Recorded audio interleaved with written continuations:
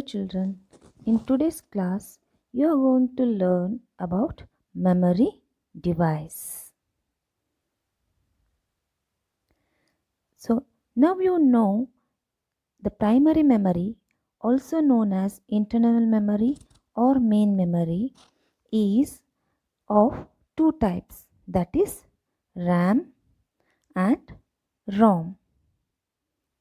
Now, let us study about ROM. ROM, known as read only memory. Look at this picture. This is how the ROM chip looks. It is fixed in the motherboard in the system cabinet. It stores the data permanently. Data can only be read from ROM but cannot be written on it. Once the data is written on the ROM memory, it cannot be written again. It cannot be deleted or modified. Programs are stored on it when a computer is manufactured. So the manufacturer of the computer writes the programs on the ROM. It contains the programs needed to start the PC. It's non-volatile in nature as the data is not lost even if the power is switched off. This is the reason it's also called as non-volatile memory. And the storage capacity of ROM is up to few megabytes. That is, the maximum capacity is 4 MB. Next, we are going to learn about RAM, that is random access memory. Look at the picture. This is the image of RAM. It is also known as volatile memory or read-write memory. The thing is, it holds the data temporarily.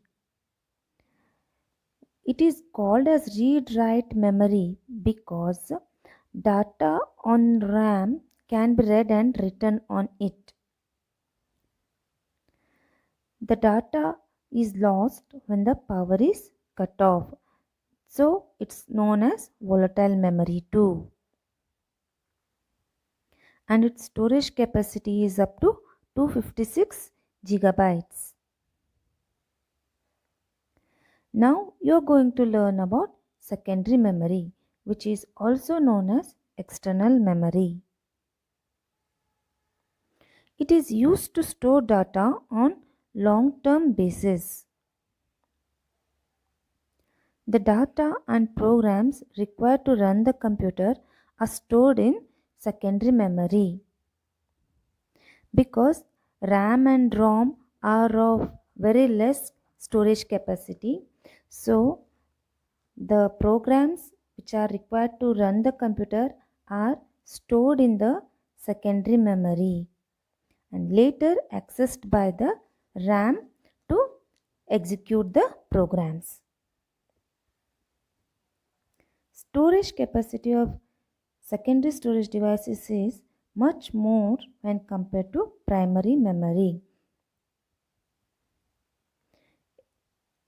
Some of the external storage devices are hard disk, CD-ROM, DVD, pen drive and floppy disk. Now let us study about hard disk drive. So this is how the hard disk looks when we open it. It was invented in 1954 by IBM company. All the user data and programs like Windows, Paint, Word are stored on hard disk drive. It is fixed in the system cabinet. And the storage capacity varies from 10 GB to 30 TB, that is terabytes. As I said earlier, that the external memory devices can store huge data. Now let us study some of the components of hard disk. Now look at this picture. Here, can you see this circular shaped disks? These are called as platters. So platters are nothing but the disks which are arranged in the hard disk. Usually, the hard disk contains 3 to 6 disks or platters. And these disks are coated with a magnetic material. These platters rotate at a high speed driven by the spindle motor. Now look this. This is called as the spindle motor.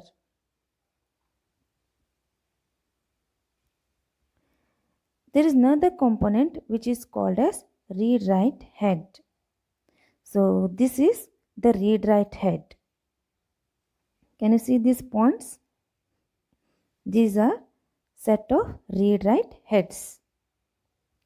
Now what is the use of this read-write head?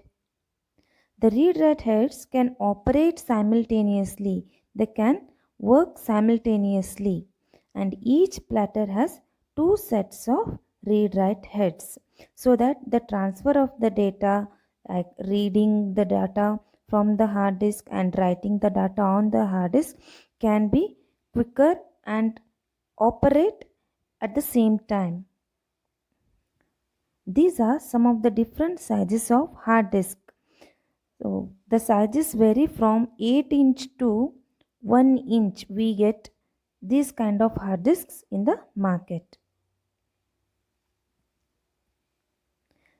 Now this is compact disk, which is commonly called as CD.